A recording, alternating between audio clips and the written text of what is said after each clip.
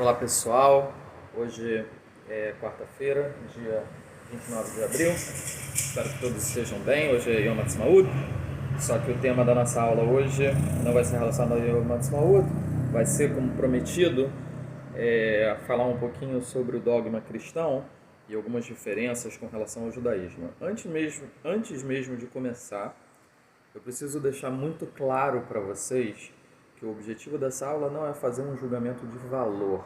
O julgamento de valor é uma coisa muito grave, né? Tentar colocar na balança e, enfim, defender propriamente uma cultura em detrimento da outra não é do meu feitio e certamente não é isso que vocês vão ver aqui. O que vocês vão ver aqui vai ser uma explicação sobre alguns princípios cristãos e algumas contrapropostas ou uma visão distinta adotada pelo judaísmo. É pura e simplesmente isso que vai ser tratado aqui. Então, o nosso ponto de partida é um fato documentado que os cristãos, principalmente no decorrer da vida de Jesus Cristo e após a sua morte imediatamente, os historiadores documentam que muitos dos discípulos eles experimentaram uma coisa chamada estado de graça. É uma expressão que a gente utiliza muito fortemente, mas sem saber o seu real significado. Estado de graça significa estar dentro da graça. E graça, a gente tem até um nome, uma palavra em hebraico, né? Tem uma frase que a gente fala Ve'Hashem Venor Matzah Hen B'nei Hashem. E Noé, Venor Matzah, ele conquistou Hen, graça, diante dos olhos de Deus. Então, estar em estado de graça é um sentimento de potência, de plenitude, de paz interior. E os historiadores documentam que esse efeito imediato ele decorreu de três fatores, três coisas que mexeram muito com o íntimo dos cristãos nesse primeiro ano. O primeiro fator tem relação com vencer a morte. A morte, como todos sabem, e o budismo ele defende, o princípio de todo sofrimento autêntico, né? O budismo ele coloca que existem três sofrimentos autênticos sem ser neuróticos, que são a velhice, a doença e a morte, que na prática é morte, morte, morte, né? Quer dizer, é uma questão que vai acontecer com todos nós, com todas as criaturas, e que é um pouco difícil de ser digerida. Então os cristãos, esse primeiro fator, eles com a crença na ressurreição de Cristo, eles tiveram fortalecido dentro de si a crença na vida após a morte. O segundo fator foi um desprendimento com relação à culpa.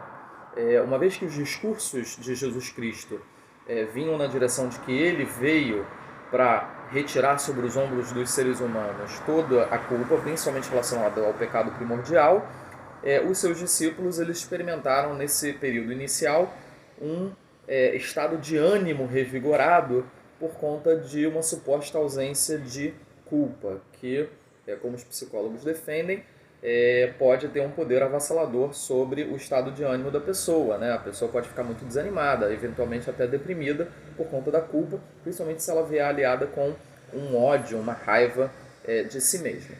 E o terceiro fator, que é muito interessante também,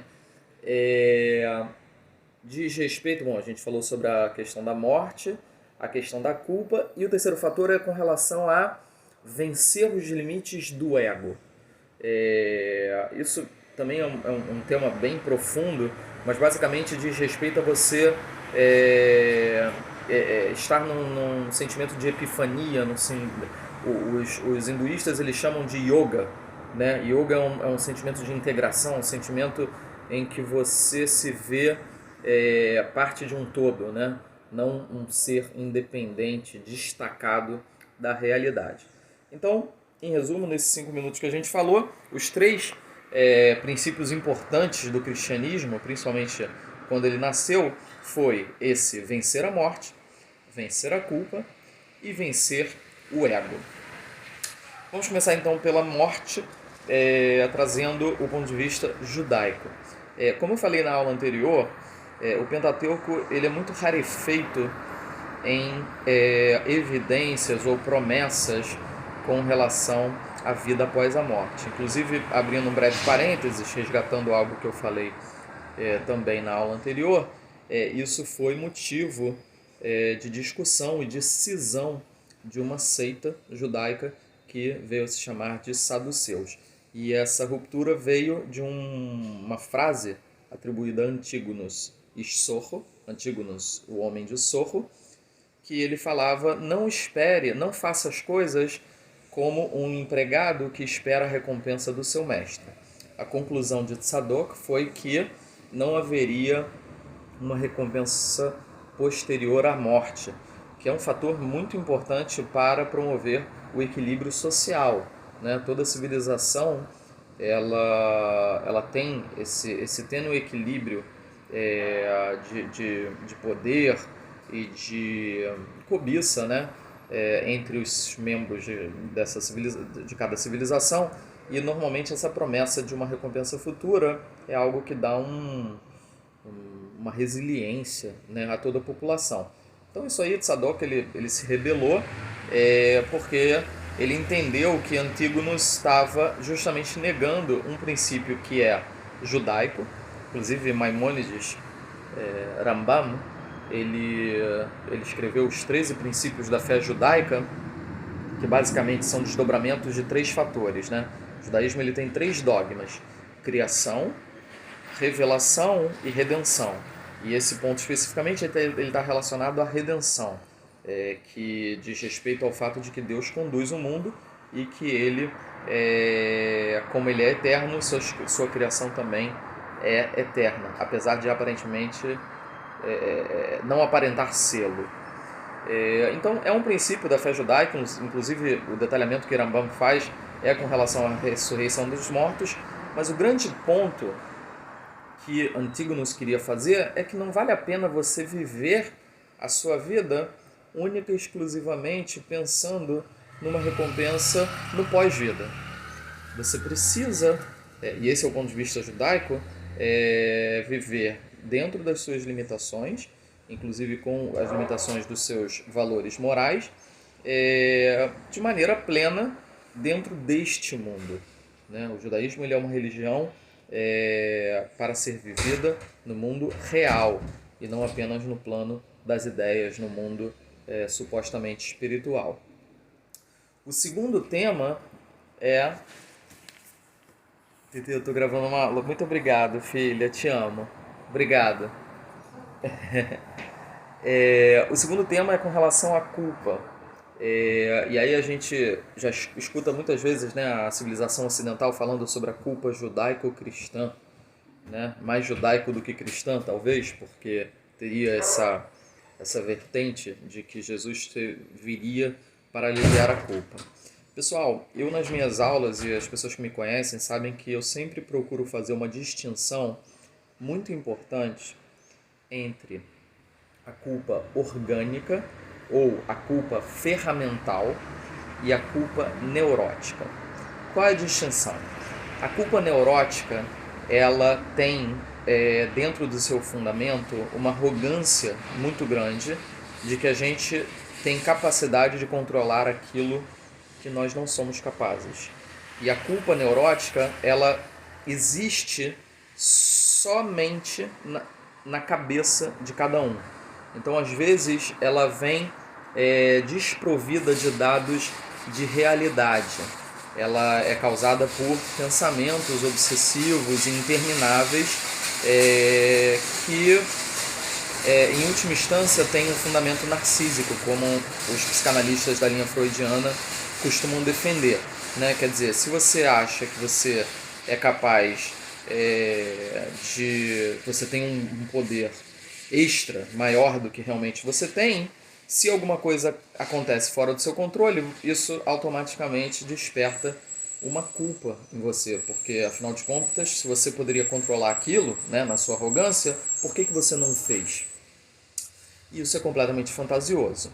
Por outro lado, a culpa ferramental, ela é de extrema importância para o equilíbrio das relações entre os seres humanos. Inclusive eu vou remontar aqui a algo ancestral, na época que éramos caçadores e coletores, né, na pré-história, no Paleolítico, isso ficou embutido na genética dos seres humanos porque através de uma coisa chamada altruísmo funcional ou altruísmo utilitário. Ele funcionava da seguinte maneira. Logicamente que para um bando de seres humanos sobreviverem, havia necessidade de cooperação. Havia necessidade de que um ajudasse ao outro. Só que o instinto natural do ser humano, o instinto egoísta, é de que por que eu vou ajudar ele? Eu vou tomar conta das minhas necessidades, dos meus desejos. E havia uma seleção natural na tribo no seguinte sentido. Todo aquele que era um free rider, né, um aproveitador, aquele que a tribo percebia como alguém que não estivesse cooperando para os objetivos maiores da tribo, ele era deixado de lado. Era uma forma até de punição. Inclusive tem uma pesquisa muito interessante, né? Vou descrevê-la muito rapidamente, acho que foi na década de 70 ou 80 que ela foi feita lá nos Estados Unidos, que era um jogo. E o jogo era o seguinte, o jogo era The Community Game, né? O jogo da comunidade. E ele funcionava da seguinte maneira, cada participante ele tinha $20 e ele tinha a possibilidade de contribuir de 0 a $20 para o fundo comum, tá bom? E o que acontecia é o seguinte, cada um se contribuísse com cada dólar que a pessoa contribuísse para esse fundo comum, ela receberia um rateio do total de contribuições vezes 2, tá bom? Então, digamos que tem 10 pessoas, se todas elas contribuíssem com $20, cada uma delas ia receber 40, né? O cômputo geral ia ser 200, e aí vinha um provedor, ia dar mais 200, e aí o rateio seria 400 divididos por 10. Só que o que começa a acontecer nesse jogo, a partir de várias rodadas, é que alguns participantes percebem que se ele contribuir um pouco menos que as outras pessoas, ele proporcionalmente vai ganhar mais, porque ele vai se aproveitar da contribuição do outro. Né? Ao invés de ele ganhar 100% daquilo que ele contribuiu, ele pode ganhar 120, 130.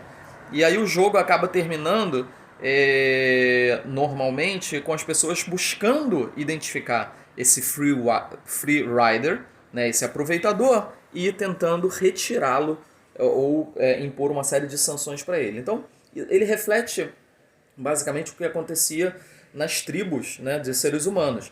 E aí isso, num processo de seleção natural, fez com que as pessoas que tinham essa predisposição a ajudar, a olhar pelo outro, e consequentemente, aqui eu faço a ligação com a culpa, a sentir, fazer um juízo de consciência, um juízo moral sobre se ele está prejudicando ou não, se ele está contribuindo ou não com a outra pessoa, foram os genes, a genética que foi passada. Então, isso é algo que é carregado por nós de uma maneira muito natural, muito espontânea, e ela é muito útil. Ela é muito útil porque ela é um balizador, um mediador nas relações humanas e tende para o equilíbrio. Na medida em que, pelo menos pela forma correta judaica de fazer uma redenção, né? Fazer uma desculpa, né? Um pedido de perdão, o processo de teshuvah, ele passa pelo arrependimento, ele passa pela reparação e ele passa pela busca de não repetir o mesmo erro. Então, se você seguir esse fluxo, né? Lógico que as coisas não são ideais dessa forma, mas se esse fluxo ele for seguido, existe um equilíbrio natural nas relações humanas. Então, isso que eu chamo de culpa utilitária, né? Tipo, poxa, se eu aborreci a minha esposa, aborreci os meus pais, e eles ficaram sentidos, vou procurar identificar o que levou eles a ficarem sentidos, vou ver se procede, vou eventualmente me arrepender, pedir perdão, fazer alguma reparação, se for o caso, e vou buscar não repetir o mesmo erro. Então, esse é o fluxo saudável da culpa e que é muito necessário. Então, esse é o ponto de vista judaico com relação à culpa, né? No limite, do ponto de vista patológico, uma pessoa que tem completa ausência de culpa no seu íntimo é alguém que tem uma psicopatia, né? que é capaz de fazer um mal indescritível para o seu semelhante, né? Ele não tem nenhum tipo de cerimônia, nenhum tipo de empatia com relação ao universo interno das outras pessoas, das outras criaturas. Então, isso é uma coisa muito grave. E o terceiro fator, que é a questão do ego,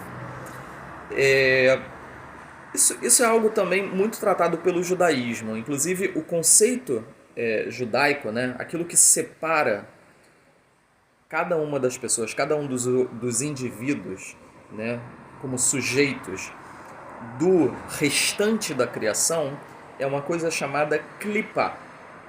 Clipá significa casca. Então todos nós, para preservação, é como uma célula, né? Já que a gente está em tempos de coronavírus, né? A título de curiosidade, uma das formas de matar o coronavírus é justamente fazer uso de alguma substância solvente, porque ela promoveria, né, quando a gente lava as mãos, etc., essa substância solvente ela dissolve a camada proteica, né, a película que protege o vírus, né, o RNA do vírus do seu ambiente externo.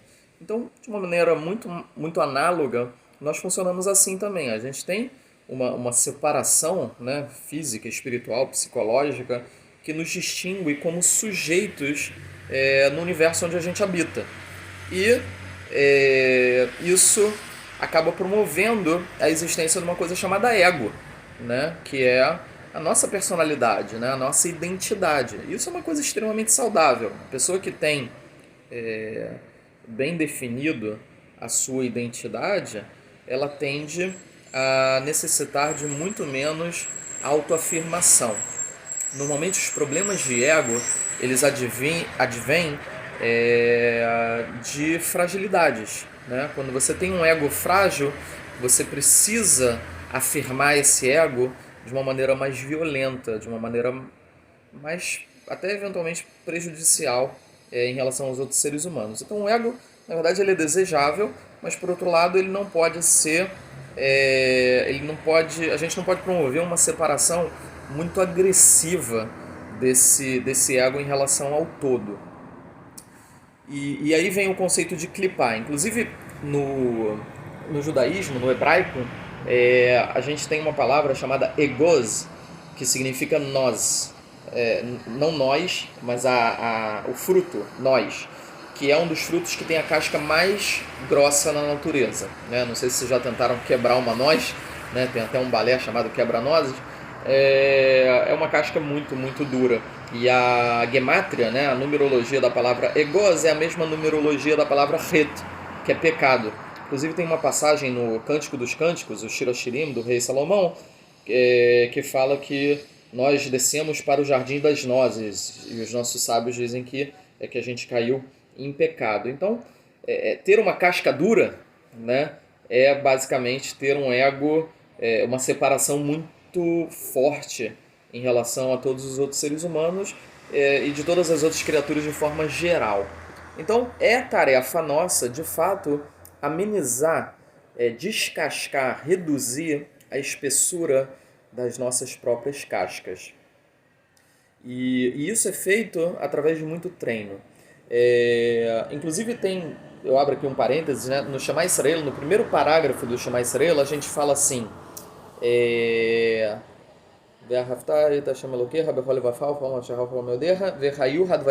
você vai colocar essas palavras que eu te dei hoje al levavecha, sobre o seu coração. E aí alguns sábios eles fazem a seguinte pergunta: poxa, por que o Shema Israel ele não é um pouco mais audacioso e ele vira e fala assim: poxa, tá passando aqui hoje teve no colégio, né, passou com uma Kombi, e aí tá passando novamente aqui por causa de Yom Ha'atzmaut. Muito bacana a iniciativa. Então, voltando ao ponto, por que Deus não é mais audacioso e fala assim: eu vou colocar essas palavras dentro do seu coração? Por que ele fala sobre o seu coração? Porque ele sabe que é fundamental para o ser humano a manutenção do seu ego. Então, essa superfície do coração ela é importante para cumprirmos a nossa missão aqui nesse mundo. Porque só enquanto indivíduos é que a gente vai poder de fato cumprir aquilo para qual nós fomos criados. Então, por que sobre o coração? Porque nós temos momentos nas nossas vidas em que a gente tem uma abertura maior da nossa identidade. E aí, nesses momentos de abertura, essas palavras elas vão entrar. Finalmente, então a gente passou pelos 3 fatores e eu queria finalizar com um fator mais impactante que diferencia a filosofia cristã da filosofia judaica. A filosofia cristã ela deriva do pensamento grego. E o pensamento grego, a escola grega, Platão, Aristóteles e por aí vai, Heráclito, toda a escola grega ela diz respeito a muita reflexão de cunho mental. Existe uma crença de que nós vamos conseguir mudar os nossos comportamentos, nós vamos atingir patamares elevados de comportamento moral através de reflexão. Então é nesse sentido que o cristianismo vem abolir muitas práticas judaicas, porque ele entende que basta ter um coração bom, ou mais precisamente uma mente boa, uma mente com bom senso, para atingir um bom comportamento moral e um equilíbrio justo seu com todas as demais criaturas. O judaísmo ele tem uma influência muito maior na escola oriental, né? A gente falou sobre hinduísmo, sobre budismo, poderíamos estar falando de shintoísmo, taoísmo ou confucionismo, que a escola oriental ela entende por bem que a lapidação do nosso caráter ele tem que vir com a prática, ele tem que vir de uma maneira mais física, mais que você só consegue mudar comportamentos através do treino de comportamentos. Então daí derivam as artes marciais, daí derivam as práticas de yoga, meditação, né, com movimento, tai chi chuan. Tudo isso são formas, são treinamentos para a lapidação da pessoa. Então a grande distinção das duas escolas é que no cristianismo se acredita que você, uma mera reflexão, consegue mudar o comportamento do ser humano. Eu não duvido que existam um percentual pequeno da população que consegue de fato fazer isso, mas a grande parte das pessoas consegue transformar o seu comportamento através de uma coisa chamada repetição, através da escola behaviorista, né, comportamental, de que a gente precisa treinar os nossos atos, né? A escola behaviorista começa com Pavlov, com um ensaio famoso sobre o cachorro que soltava um som de apito, né, para a alimentação do cachorro e ele salivava, enfim, é uma história famosa. Em todo caso, o judaísmo ele acredita no exercício do comportamento. Você vai se transformar, você vai passar a fazer de uma maneira natural as coisas através de atos concretos. E isso, para finalizar, ele tem a ver com uma discussão que existe na Guemará sobre qual é a frase central do judaísmo. Existem 3 opiniões. A primeira frase central seria Shema Yisrael Hashem Elokeinu Hashem Echad, que é uma frase extremamente teológica de afirmação na crença de um Deus único, diz respeito à relação entre os seres humanos e a divindade. A segunda frase que foi proposta foi Ve'ahavta l'recha kamocha, que é uma frase, não é de Jesus Cristo, né? Ame ao próximo como a ti mesmo, mas está escrito no Pentateuco, na Torá. E ela diz respeito à mediação, à relação entre o homem e o seu semelhante. Mas a terceira frase, que é a que foi escolhida, Etakeves aechad ta'aseh baboker, ve'etakeves hasheni ta'aseh ben arba'im, que você vai sacrificar um cordeiro de manhã e você vai sacrificar um cordeiro à tarde. É muito enigmático, mas se você considerar toda a aula que a gente passou agora, talvez seja mais evidente. Os sacrifícios que aconteciam, eles aconteciam todos os dias. E hoje em dia a gente não tem os sacrifícios, né? Mas a gente tem as nossas mitzvot, os nossos atos. Então a constância das nossas mitzvot que é central. Através da constância das nossas mitzvot, a gente vai conseguir um equilíbrio na relação com os nossos semelhantes, que está incorporado no Ve'ahavta l'recha kamocha, e um equilíbrio na relação com a divindade, que está incorporado na primeira frase, que é o Shema Yisrael. Gente, muito obrigado. Ainda falta mais uma aula falando sobre o cristianismo, e eu pretendo abordar o tema da trindade e como que é a visão judaica em relação ao enigma da trindade. Um grande abraço e até lá!